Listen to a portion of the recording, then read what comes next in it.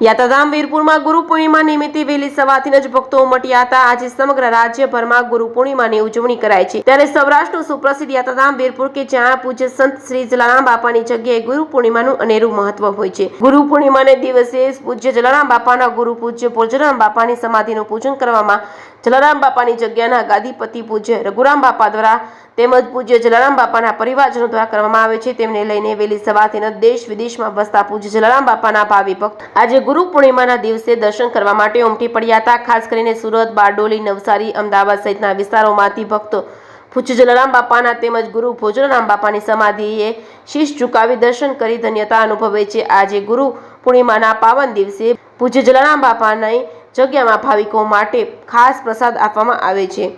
જે કેસમ ગુજરાતી સાથે ભાગ્યેશ ડબરિયા, વીરપુર।